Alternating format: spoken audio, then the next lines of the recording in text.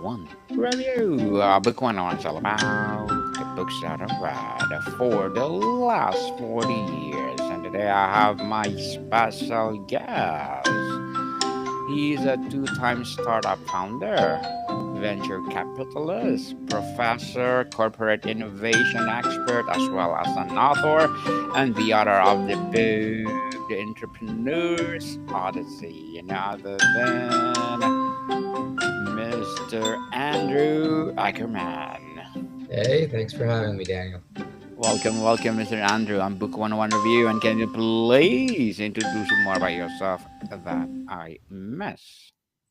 Yeah, no, you got the most of it, right? So I've been investing in early stage startups for 20 years after doing two startups myself. And, I found myself giving a lot of the same advice to the startups that I mentored. And I ultimately decided to write a book about it. And thank you so much for sharing your knowledge and wisdom to the world, Mr. Andrew. Thank you. Hoping for more empowering books like this to come. So tell us, the word Odyssey implies a long, arduous, and transformative adventure. Why did this specific metaphor feel like the right lens to view the entrepreneurial experience through? Well, I was looking for a couple of things, right? So, number one, there's no shortage of business books out there. The problem is that a lot of the books are kind of boring how-to guides. So when I decided I was going to lay down the advice that I'd pulled together over all the years of doing two startups and advising probably well over 1,000 at this point, I knew I wanted to do it as a novel, right? As a story about a fictional startup, going all the way from like an idea to like pitching the idea, meeting an investor who kind of took him under his wings and mentored him through the process, all the way through until he raised his first round of financing, his first round of capital. And that's a journey, right? You change during that journey. The startup idea evolves during the journey. So it's essentially an odyssey. And I wanted to telegraph right there in the title, this isn't like a typical boring, business book. This is actually a story because that's what makes these lessons memorable. In any great odyssey, the hero is often guided by mentors or oracles. Who were the key figures who played these roles in your journey, and what was the most crucial, perhaps unexpected piece of guidance you received, Mr. Andrew? Yeah. So that's actually kind of a symptom of the startup world. Like when I got started, it was a long time ago. There were no obvious places to go. There's a couple of people writing blogs, like um, just my like Brad Feld had a blog, and Fred Wilson from Union Square Venture had a blog. But these were like short articles. They'd be like 2 pages about a specific topic, and then like whatever he thought about writing about next week. If you really wanted like comprehensive soup to nuts, how do I do this? Your best bet was to find someone else who'd done it before, either an exited founder or maybe an angel investor, uh, and hopefully like they liked what you're doing well enough that they took you under their wings, and they helped wave you off some of the worst mistakes, and you know so at least you didn't make like dumb mistakes or company ending mistakes along the way. Every odyssey has its sirens, temptations that can lead you astray. What are the most seductive sirens you face in your entrepreneurial journey? Sticking to what you know. Mm-hmm. Listen, there's a lot of things. Like the whole idea of going through a startup, you got to basically run the gauntlet of a whole bunch of different things that can kill your company. A startup's kind of like a chain. If any one link in the chain breaks, the chain is broken. So, in a very real way, building a successful startup is really just not failing at all those important tests. But the thing that tends to pull people down and get them stuck the most is retreating into what they know. So, for example, if I'm a technical founder and I know how to code, and like things are going into a into a kind of a rough patch, I may figure, if I just build a few more features, that'll be enough. Like more people will start using it. I just need to build a few more features. I just need to make the user interface a little bit better. But that may not be the problem, right? The problem may be your marketing plan is wrong. You know, you're not actually speaking the language of the customer. Maybe you're not even solving the problems they have. And what you really need to do is you need to, up your marketing game, or you need to go back out there and do some customer discovery and figure out exactly what the customer wants. But if you're comfortable coding, your gut response is, I'm just going to build something new.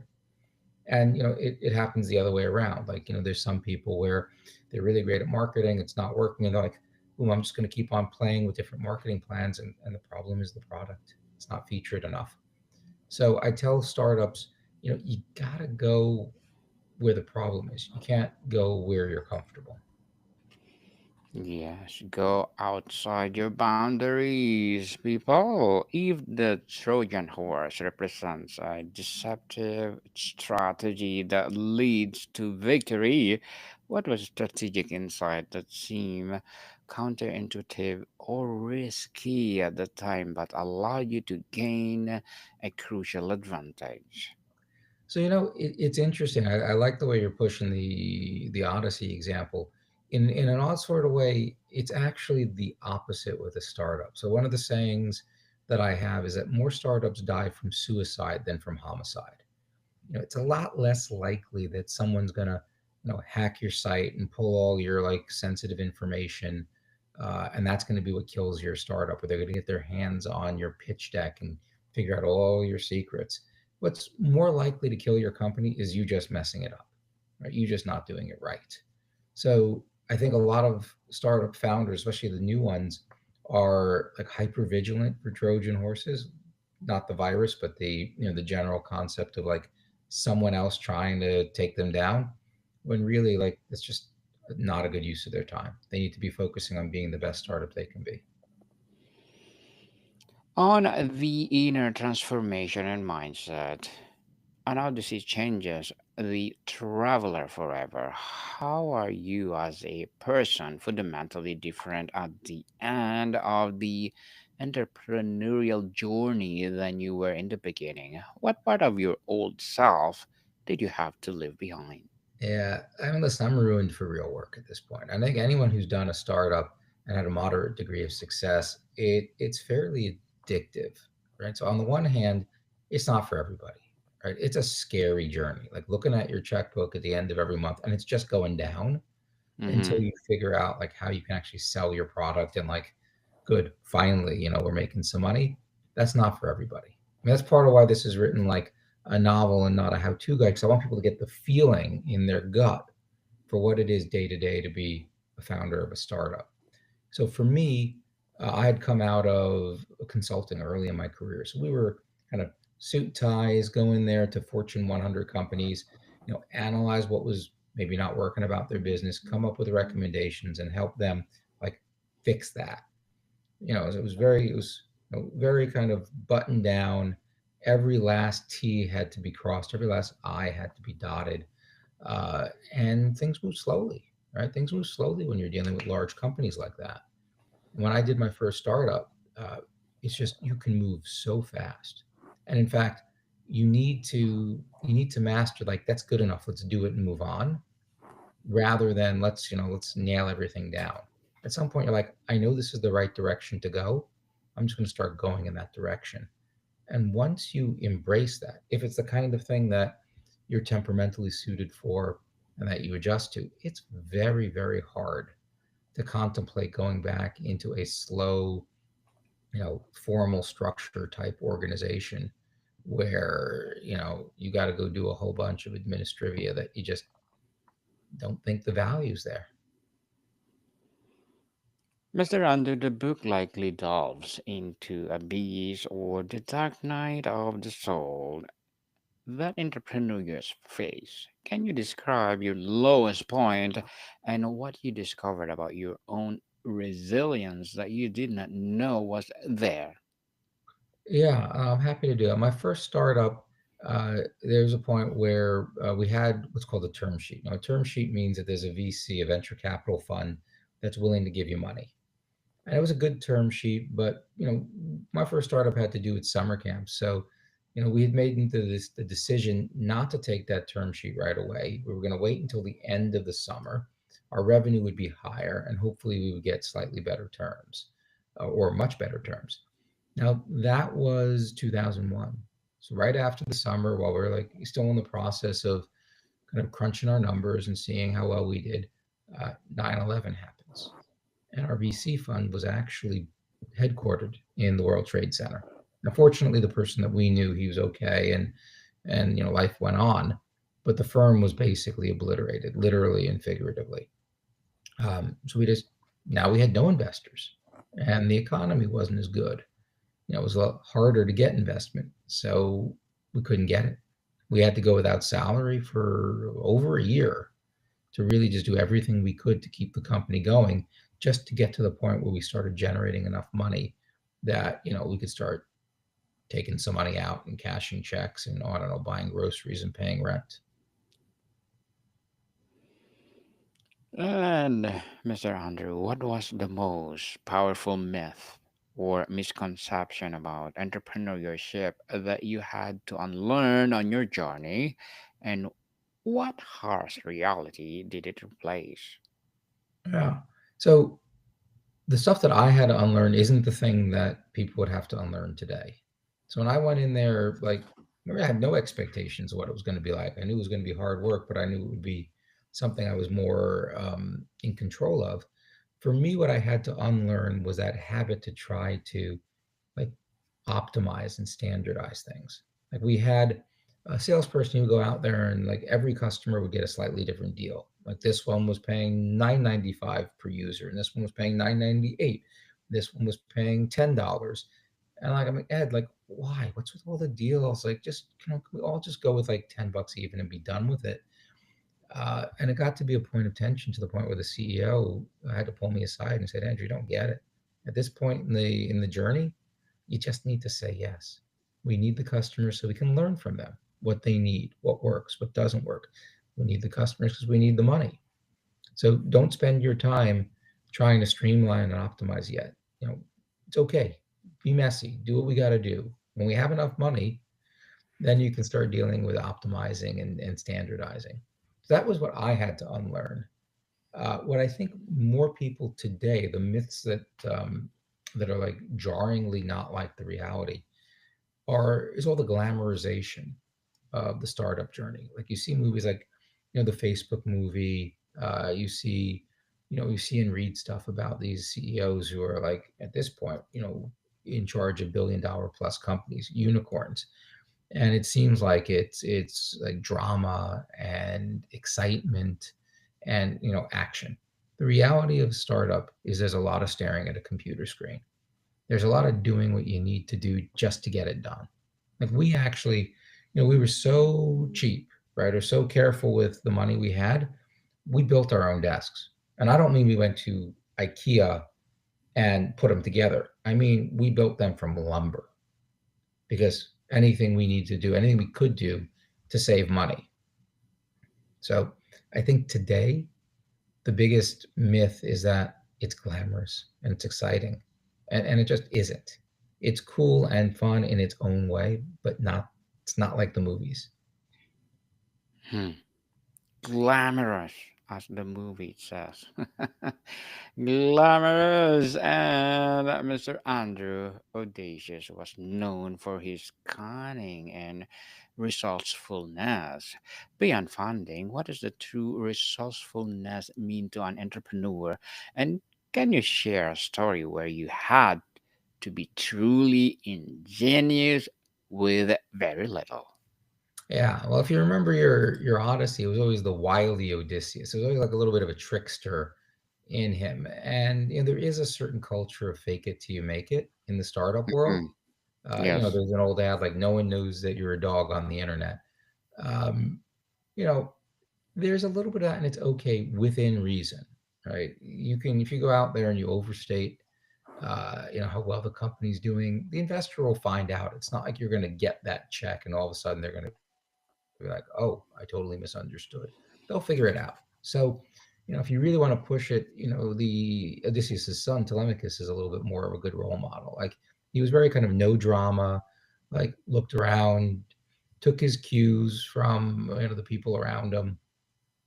So if you're a good founder, really, rather than cultivating, trickiness, you want to cultivate a mindset where you have kind of well-reasoned but loosely held opinions.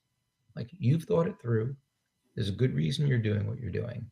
But if someone comes up to you and says, like, listen, Andrew, like you haven't considered this data, or like here's some other experiences other companies like yours have had, and they tried other things, you should be willing to not blindly follow that advice, but be willing to modify your journey if it makes sense and if the numbers check out. Makes sense, Mr. Andrew. As an author, as well as a two-time startup founder, what are your short-term and long-term goals? Well, my short-term goals are, to see how far we can go with this book, right? Like, I believe that it is unique. I believe it's the only book out there that tells the story of running a startup as a story, and I think it's a far more memorable way to learn these lessons. I use it in the class I teach on entrepreneurship. I have one or two friends who do also, so I've been putting a decent chunk of my time into getting the word out. Um, at the same time, I'm still investing in startups. Those are long-term goals. Investments I make today, I won't know if they pay off probably for 8, 9, 10 years. So a lot of my long-term goals are just placing those bets and nurturing the startups and helping them get to where we all want them to be. Well, good luck to your goals, Mr. Andrew, and looking forward for more success. And what would be your piece of advice for those people out there want to be like you? Well, I mean, buy the book. Yeah. Uh, that I mean, I joke around a little bit, but like that is the distillation of all the advice. So what we talked about a moment ago about having well-reasoned but loosely held opinions. The other thing is, you know, consider your startup, anything you do for that, and maybe even life in general, as a series of quick and low stakes experiments. Right? I like to go into discussions about a pilot with a potential customer, or just hey, I'm going to do a mass email. Right? It should all be a series of experiments, and you should think to yourself, you know, this experiment will be a success if. So, for instance, I'm talking to you as a corporation. I want you to try my software. I could just say, great, it's a 3-month pilot. Tell me what you think at the end. Or I take a little bit more time on my own and then with the customer to say, hey, if my software saves you 10%, is that a win? Does it have to save you 20%? What if it saves you 5%? Okay, awesome. Uh, what if it generates more sales? Whatever the goal is of your software, try to come up with where the goalposts are. What's a win before you run the program? And then afterwards, like what you want to avoid is doing all this work. And at the end, you're like, I don't know, did that work or not? So if you cultivate that mindset, you'll start looking at everything in life as like, hey, before I like go big on this, let's do a quick test. And that will save you a lot of time. It'll save you a lot of false steps, a lot of rework. Thank you for that advice, Mr. Andrew. And can you please recommend a book or books that influence your journey? Oh, books that I've read other than my own book. Yes, If you want to please. learn a little bit more about the inner workings of a VC fund and like that side of the table, there was a book I read very, very early when I was still an entrepreneur before I started doing any investing, called Mastering the VC Game, by a gentleman by the name of Jeff Buss. He still runs a VC fund. He's written a few books since then, including his latest, which is about how AI startups are hyperscalers, meaning they grow super fast. But to my mind, that one first book really kind of laid out a lot of the inner workings of a VC fund, a venture capital fund, how to know if they're fit for you, how to know if they have money to invest in you, what their incentives are like. So it was really like being taken kind of behind the curtain at a show. Interesting book, Mr. Andrew, and thank you for that recommendation. Is the entrepreneurial odyssey a solo journey, or it can be only be completed with a loyal crew? It's almost never a solo journey. There's just so much work that it's almost never one person. And more importantly, like a lot of things, up here sound great, but the moment you have to say them out loud, you're like, maybe I haven't thought that through. Maybe I'm still missing some steps, or it's a little bit gray or fuzzy. So having somebody at the across the table from you that you have to verbalize this to, and someone who's your peer who could say, "Hey, Andrew, like that doesn't make sense. I don't think you've thought that through." Or what happens if somebody that's your co-equal who can kind of push back respectfully and make you really think through and really justify key decisions? That's priceless. So at the very least, you need a co-founder, sometimes two, and then of course, as you grow, other employees to help kind of row the ship, as the case may be. Well, Mr. Andre, before we wrap up our discussion for today, I'm inviting you to please don't listen to my other podcast, people. My other podcast, because my abstract essay is already in fifth season. Abstract poetry in second season. I'm a book 101 review in fifth season too. Comedy 101 in second season. I'm a food 101 in fifth season as well. Geography, love letters, movie 101, and music 101 are in fourth season. Science 101, Sex 101 in second season of my baby podcast, Law 101, Mental Health 101, and Bible Verses 101. Please listen to them wherever you listen your podcast. So, Mr. Andrew, audacious story ends, but the journey of life continues. What is the next odyssey you feel called to embark on? I was thinking maybe dinner. Mm-hmm.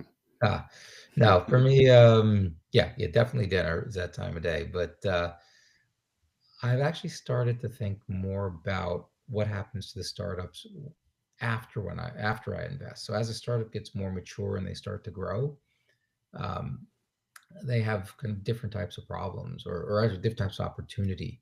So they need to start thinking about, like, do I want to sell now, or do I want to grow even bigger? Do I want to try to acquire some of my competition or other startups to help me broaden my product line? Uh, when I raise more money, do I take equity, meaning I sell parts of my company the way I've been doing all along, or do I take on debt instead? And these are parts of the startup journey that until now I really haven't been directly involved in. Connected my startups with people who can help them, and I'm getting increasingly involved in that stage now as my portfolio continues to grow. So I'm going to be doing a little bit more work in that part of the startup life cycle. Mr. Andrew Ackerman, thank you so much for sharing your knowledge and wisdom to the world. Second, please invite our listeners to support your debut book. Thank you very much. If you want to get a copy of The Entrepreneur's Odyssey, it's available on Amazon, obviously, where everything else is. I don't think there's anything else by that name. And if you're interested in learning a little bit more about me personally, my personal website is Andrew, the letter B as in boy, Ackerman.com. Yes, people, let's support Mr. Andrew Ackerman because if you support him, for sure, more and more empowering books like this to come. So, Mr. Andrew, thank you so much for your time. Thank you so much for having me, Daniel. More to come, people. See you soon.